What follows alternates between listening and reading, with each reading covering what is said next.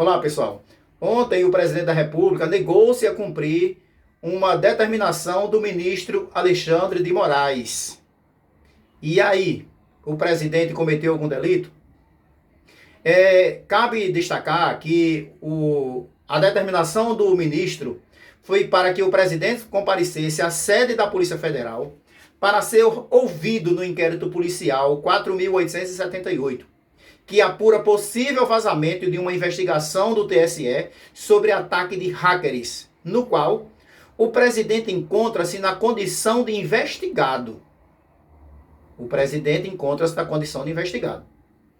Acontece que a Constituição, no artigo 86, diz que a admitida a acusação contra o presidente da República por 2/3 da Câmara dos Deputados, será ele submetido a julgamento perante o STF, nas infrações penais comuns e perante o Senado nos crimes de responsabilidade. Porém, a admissão é feita pela Câmara dos Deputados. O STF deu uma nova interpretação à Constituição e disse, olha, ele não pode ser processado sem admissão da Câmara dos Deputados, mas ele pode ser investigado. E aí o ministro Alexandre de Moraes determinou que continuassem a investigação. E para isso ele teria que comparecer à sede da Polícia Federal para ser ouvido. Acontece que o não comparecimento para depor em juízo deve ser interpretado como exercício do direito ao silêncio, que a Constituição assegura a todo e qualquer cidadão o direito ao silêncio, o direito à não autoincriminação, o direito a não produzir provas contra si próprio. O artigo 5º, inciso 63 da Constituição Federal, diz que o preso será informado dos seus direitos, entre os quais o de permanecer calado, sendo-lhe assegurada a assistência da família e de advogado. Garantia esta que é estendida há muitos anos pelo STF, a todos os indivíduos que comparecerem para serem ouvidos.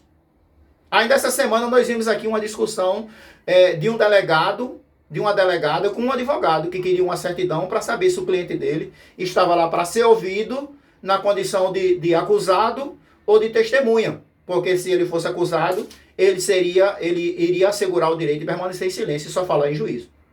O artigo 186 do Código de Processo Penal também prevê que depois de devidamente qualificado e cientificado o inteiro teor da acusação, o acusado será informado pelo juiz, antes de iniciar o interrogatório, do seu direito de permanecer calado e de não responder a perguntas que lhe forem formuladas.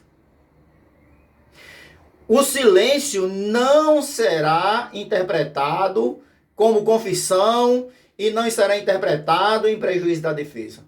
Ora, se tem todo esse arcabouço jurídico assegurando o direito ao silêncio, o presidente compareceria lá para quê? Se ele é uma pessoa identificada, o delegado tem toda a qualificação, nesse caso, seria dado, ele vai buscar outros meios de prova e enviar o inquérito ao órgão competente.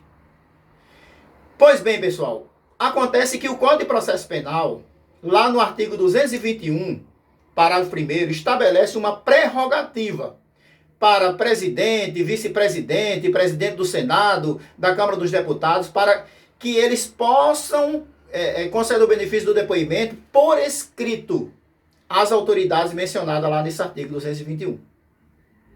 Porém, essa prerrogativa não ocorre quando a pessoa ostenta a condição de investigado ou de réu, que é o caso do presidente da República. Ele estava lá na condição de investigado. No entanto, ele tem o direito de permanecer em silêncio e não produzir provas contra si próprio. Nesse caso, em tese, poderá o presidente da República ter incorrido num crime de responsabilidade, previsto na nossa Constituição Federal. Porém, em caso de crime de responsabilidade, aonde ele será julgado? Será julgado no Senado. A admissibilidade passará pela Câmara dos Deputados e ele será julgado no Senado. Ele lá hoje não tem espaço para esse tipo de julgamento. E isso, em tese, se ele tiver praticado um crime. Que isso está no artigo 85 da Constituição Federal, que diz lá que são crimes de responsabilidade do presidente da República deixar de cumprir, agir contra o cumprimento das leis e das decisões judiciais. E o julgamento, o rito de julgamento desse crime de responsabilidade está na Lei 1079 de 1950. Ele também estabelece lá o cumprimento das decisões judiciais como crime de responsabilidade e estabelecendo que o presidente será julgado no Senado. Então, pessoal, é isso aí. Para a reflexão de vocês, para tirar dúvidas, para você que é estudante, uma rápida análise disso que está vendo aí envolvendo o presidente da República, e o resultado é que não dá em nada. E se fosse um cidadão comum, na condição de investigado, que faltasse a audiência de instrução e julgamento? Nesse caso, ensejaria um decreto de prisão preventiva. A autoridade policial, de polícia judiciária, representaria pela prisão preventiva da pessoa faltosa, para garantia da instrução processual. E se houvesse indício de que ele estava querendo se furtar do distrito da culpa, também para assegurar a aplicabilidade da lei. Isso está lá no artigo 312 do Código de Processo Penal e 313 incisos, respectivamente. Fica para a reflexão de todos. Divulga aí para os seus familiares e amigos para tirarem a dúvida, para saber se realmente essa conduta foi legal ou não, e façam suas reflexões. Obrigado.